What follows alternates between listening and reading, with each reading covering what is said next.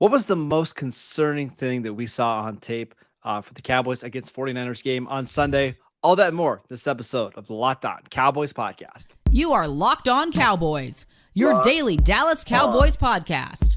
Part of the Locked On Podcast Network, your team every day. On. Locked on. Locked on Cowboys. Welcome back to the Locked On Cowboys podcast, part of the Locked On Podcast Network. Thank you for tuning in. I'd like to thank you for making us your first listen of the day. Today's episode is brought to you by the Ultimate Football GM app. If you've ever dreamed of becoming an NFL GM and managing your own football franchise, then this game is definitely for you. To download the game, just visit ultimate-gm.com or look it up in the app stores. Our listeners get a 100% free boost to their franchise when using the promo code LOCKEDON, all in caps, in the game. I am Marcus Mosher. You can follow me on Twitter at Marcus_Mosher. He is Landon McCool. Check him out on Twitter at McCoolBCB. Landon, you and I have had some time over the last couple of days to go back and watch the All-22 film from the Cowboys' divisional loss to the 49ers. My first question to you: what was the biggest area of concern that you saw from this game, kind of going forward? The Cowboys lost this game. That's a big I would have preferred that they would have won the game, and then the Cowboys would have been able to move forward. It's certainly a big one. I think the thing that was kind of concerning is it's not surprising, really. It's kind of a lot of what we talked about is that when things got really difficult for the Cowboys, that they tended to oversimplify, and I think that the oversimplification is what caused problems. I just feel like, kind of taking a step back from the season, it just felt like there was a lack of consistent organization on the offensive side, in the sense that not organization, I shouldn't say that, but more just attention to detail. Like it just felt like, for example, the interception to Gallup, right? The first interception. There's an easy way to look at that and say, okay, there's a ton of circumstance there as to why that that interception got thrown. But ultimately, I think a lot of it can be just kind of summed up with attention to detail. I know that Kurt Warner, and I haven't watched the Kurt Warner video yet, but I've watched Kurt Warner's breakdown videos. I do recommend them for folks. I know that he was one of the folks that kind of was blaming Dak for that, kind of taking an extra hitch in the pocket, which I understand. Like he threw the ball late, but it's more than that. Like if you watch that specific play, he gets back to the top of his drop. He looked, and you can see that his eyes are going between CeeDee Lamb, who's running a route from the middle of the field in the slot, and then outside to Gallup. And when you watch his head, like the timing of when he looks out to Gallup and when he's looking back to Lamb, like it was such a perfect screw up that he looked at Gallup right as Gallup is breaking out of his route, looked back at Lamb as Gallup is kind of, I don't know what he was doing, like stumbling out of the top of his break, drifting instead of coming back, where he was supposed to.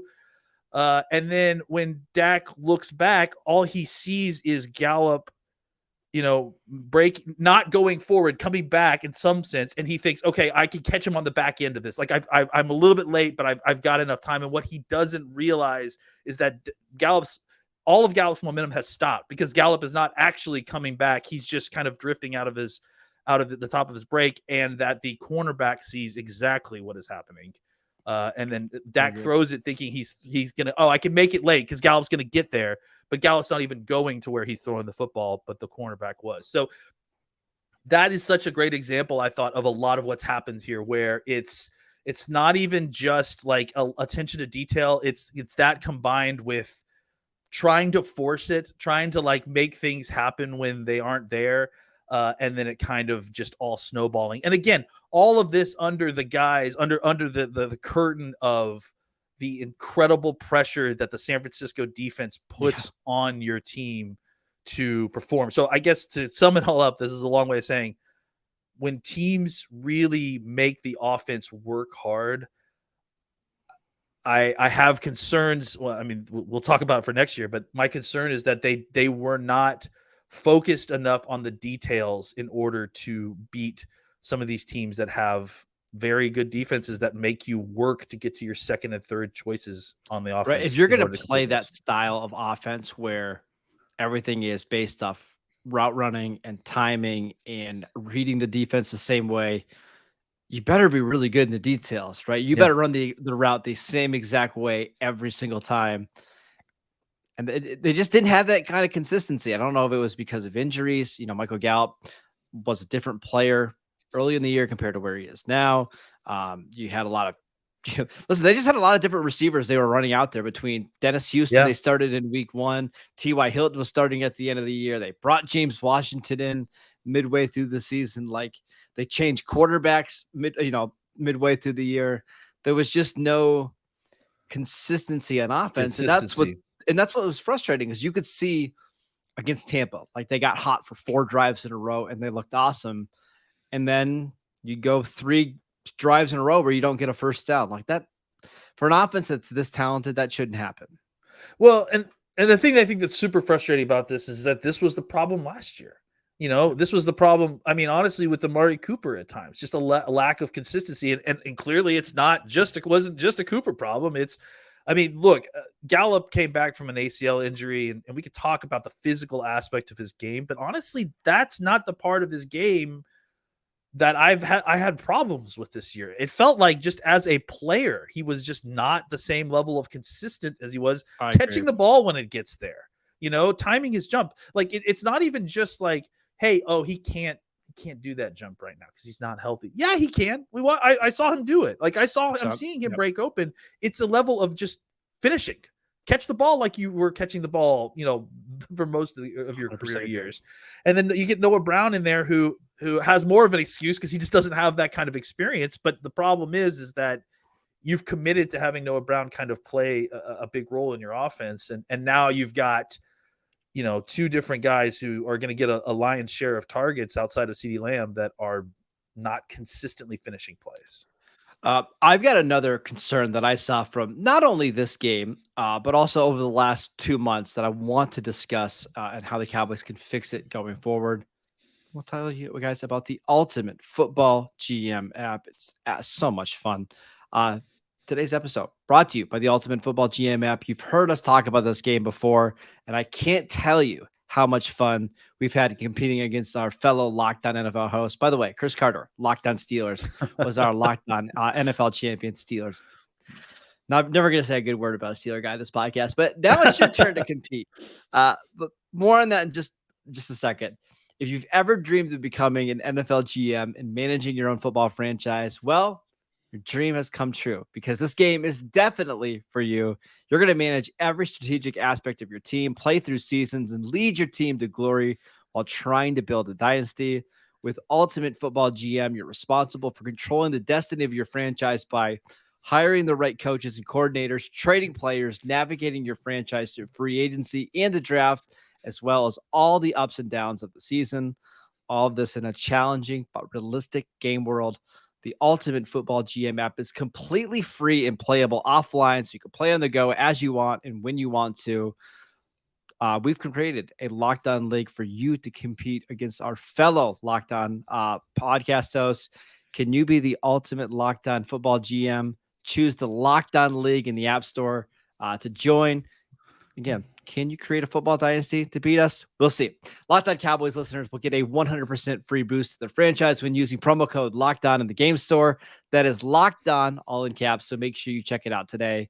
To download the game, just visit ultimate-gm.com or look it up in the App Store. That is ultimate-gm.com. Ultimate Football GM. Start your dynasty today. It's so realistic. I wouldn't be surprised if next week they had an update for your young superstar pass rusher criticizing you as the GM for paying your quarterback the normal amount of money. Yeah. We're not going to get into that. Let's get into that today. Let's talk about the Cowboys breaking tackles or not breaking tackles. You actually sent me your notes last night, and one of the bullets you had was the Cowboys couldn't break tackles. I mean, just as simple as it was. Didn't happen in this game. Didn't really happen all season. Like if you look at the missed tackles forced numbers on Pro Football Focus, CeeDee Lamb had 16 this year. The next highest was Dalton Schultz at 7, Noah Brown at 6, Jake Ferguson at 4, and then nobody else had more than 1. Like that's it. Yeah. That's a huge problem for this team going forward. Is it just they don't have anybody that can take a pass 4 yards and turn it into a 30-yard game other than CeeDee Lamb. Yeah, and I think that's going to be something that they're going to have to do something about, obviously, moving forward. We talked about in the offseason, we talked about having the easy button for the offense, right?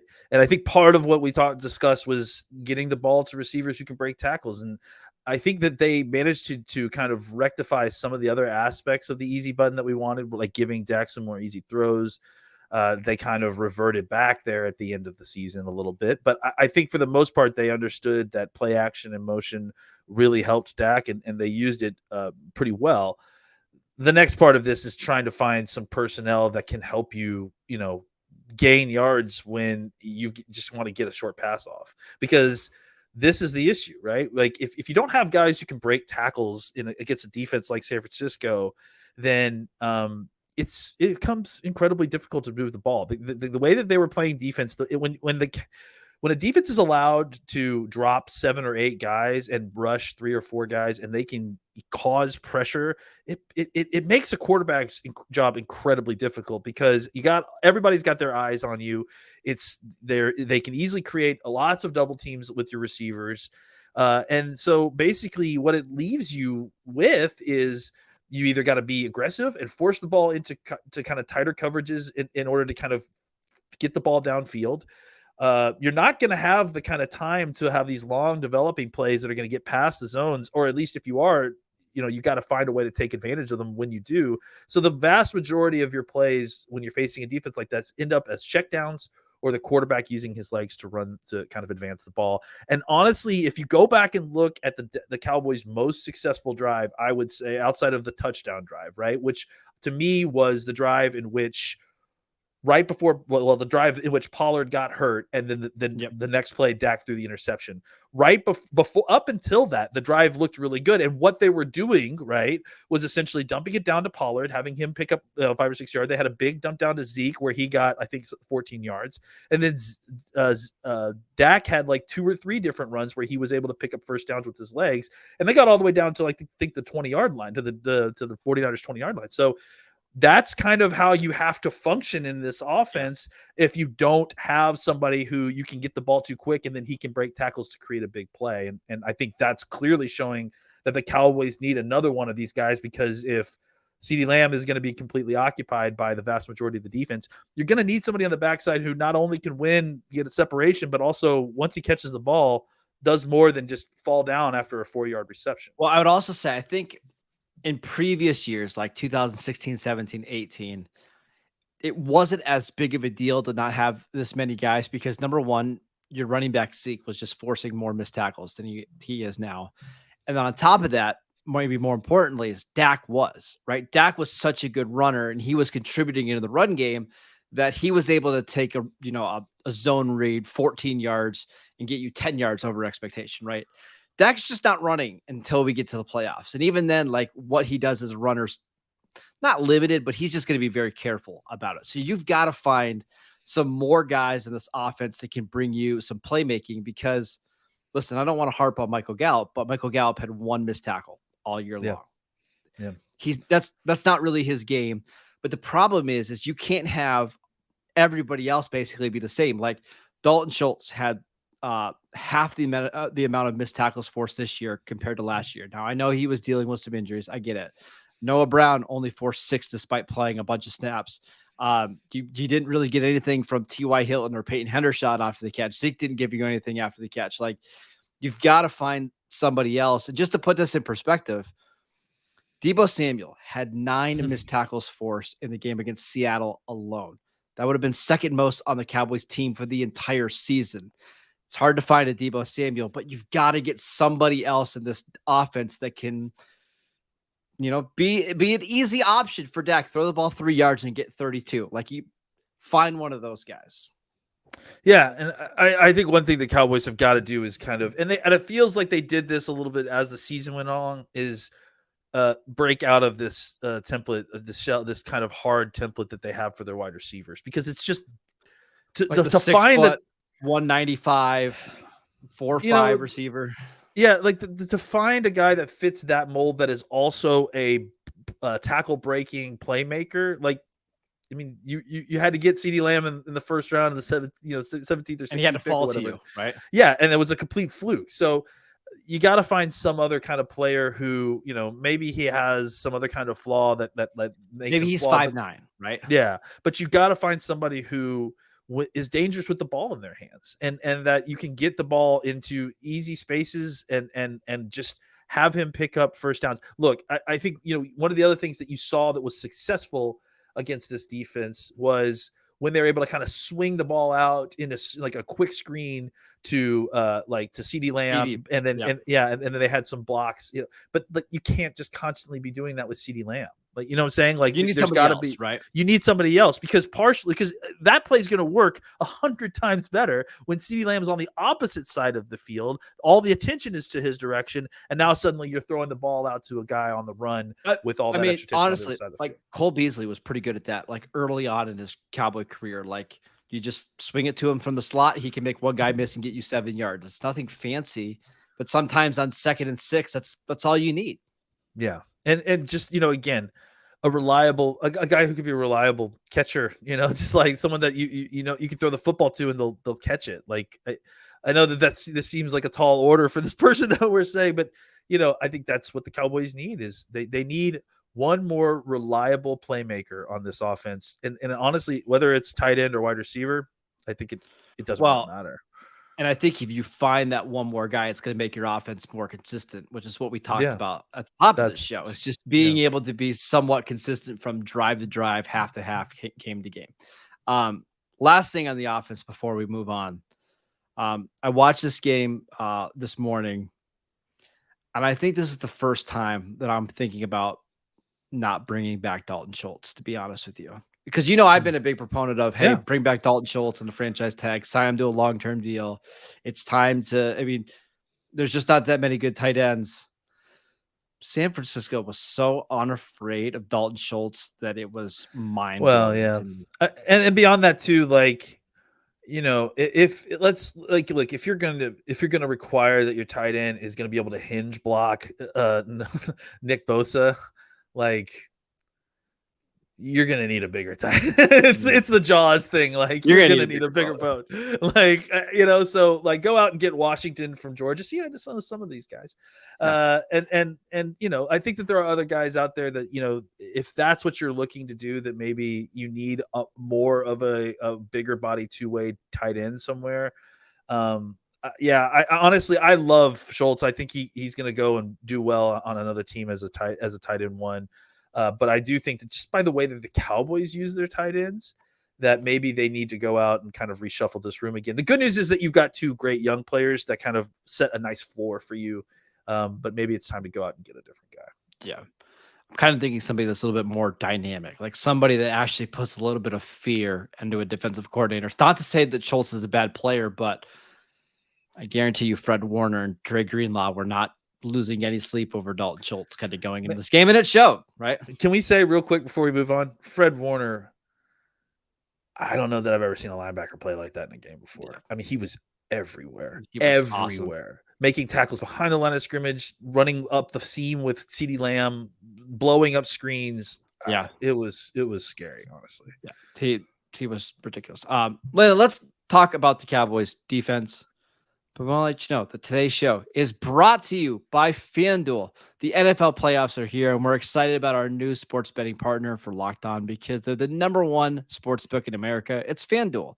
And if you're new to FanDuel, that's actually even better because they have so many great features that we're going to tell you about that make betting on sports so easy and fun. Most importantly, new customers, if you join today and you get started, you can get $150 in free bets guaranteed when you place your first $5 bet. Just sign up at FanDuel.com/lockedon. FanDuel has all of your favorite bets from money line, the point spreads, the player props. Plus, you can even combine your favorite bets for a chance at a bigger payout with the same game parlay, all in an app that's safe, secure, and super easy to use. So, football fans, don't miss out. Place your first $5 bet to get $150 in free bets, win or lose, at fanduel.com/lockedon. Make every moment more with FanDuel, the official sportsbook partner of the NFL. All right, Landon, what was your biggest takeaways on defense from this game? Because they did play extremely well despite not getting a win. Yeah, I mean, I think the thing that was the most surprising up front was just how well the defensive tackle play was, especially early in the game. It really felt like, Osa and Watkins were playing really, really well. You saw Hankins get in there, and I think he got it's not a sack, then he got like a tackle, right? Was it a sack? I didn't check this thing. It was DeMarcus Lawrence's that got taken away because of the penalty. Yeah. Yeah, and I just think that overall that you saw really good defensive tackle play, which was a little bit, I mean, not that there wasn't another great play, but that was a little bit not surprising, but pleasantly surprising, I would say. Well, you got great defensive tackle play out of most guys. Well, listen, I was just going to get to the fact Neville Gallimore's got to go.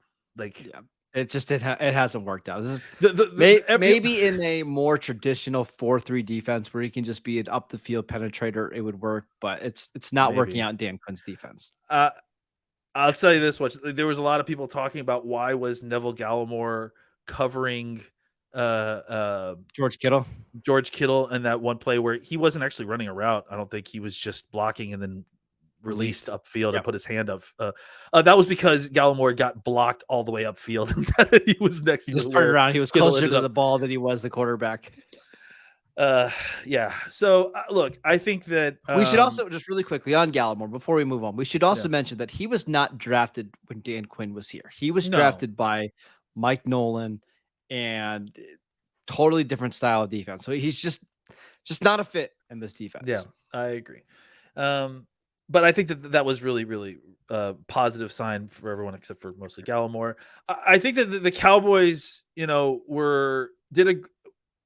lucky. The Cowboys were very successful early on in kind of counteracting a lot of Shanahan's, play designs with pressure.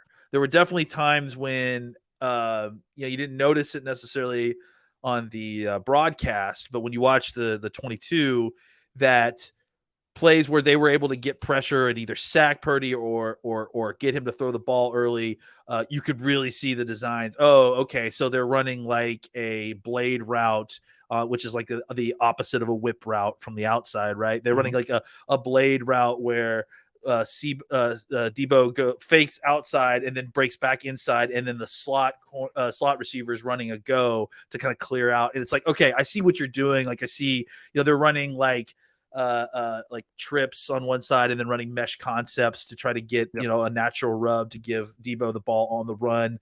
And the Cowboys sack Purdy, or they push him out of the pocket. They make him roll the opposite way from where the play is designed. So the Cowboys did a really good job of kind of, like I said, ruining Shanahan's plans with just kind of pressuring Purdy early on.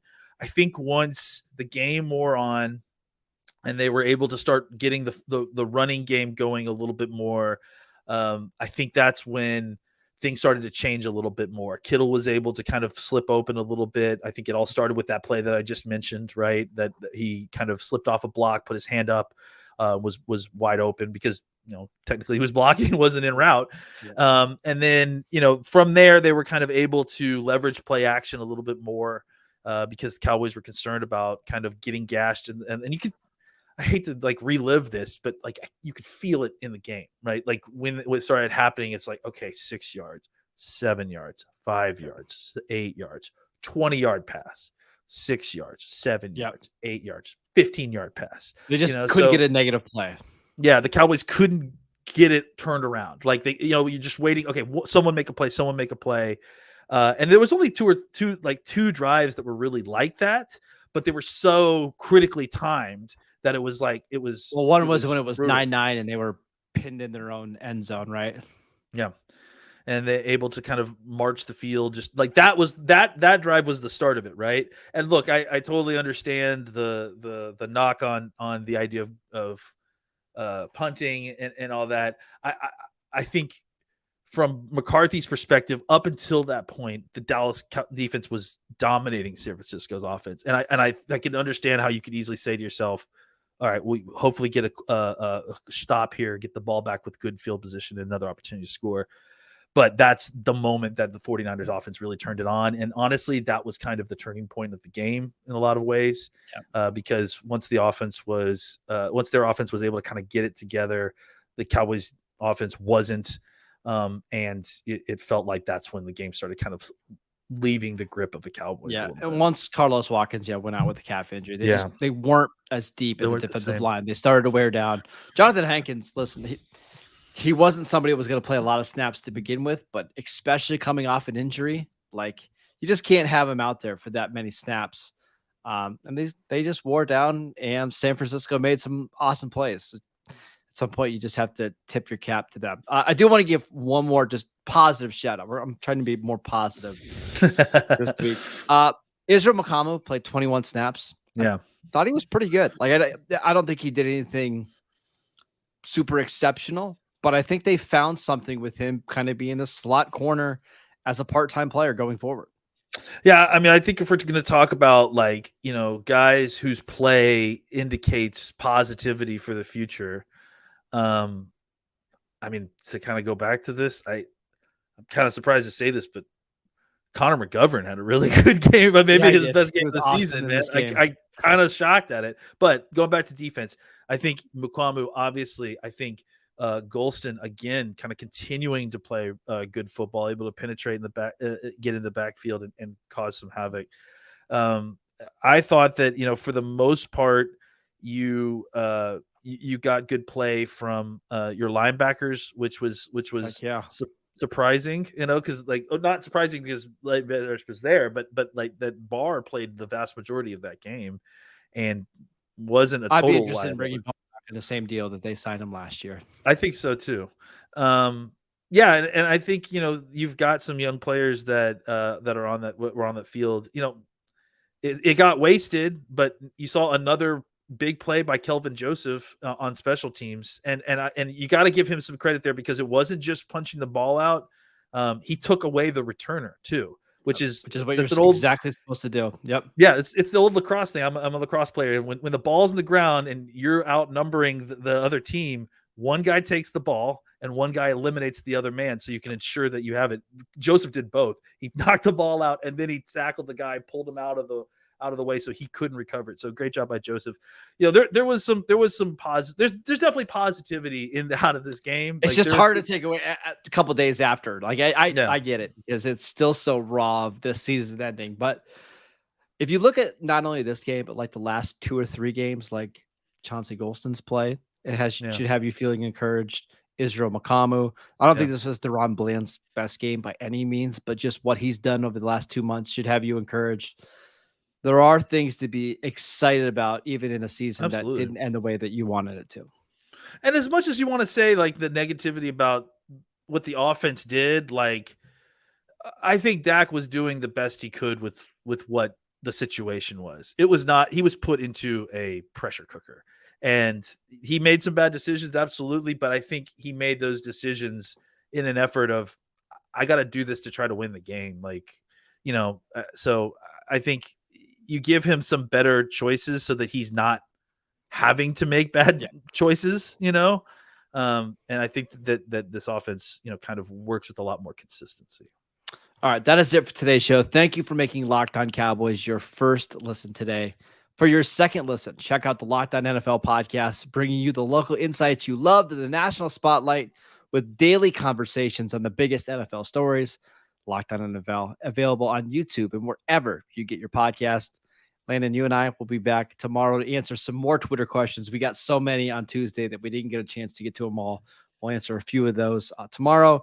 We've got all-star games happening next week that we'll get you prepared for. We've got Chad Ryder from NFL.com coming up on Monday. So even though the Cowboys out of the playoffs still have a lot of Cowboys content ready for you. Go follow Landon on Twitter at McCoolBCB. I'm at Marcus _Mosher, and we'll see you guys next time.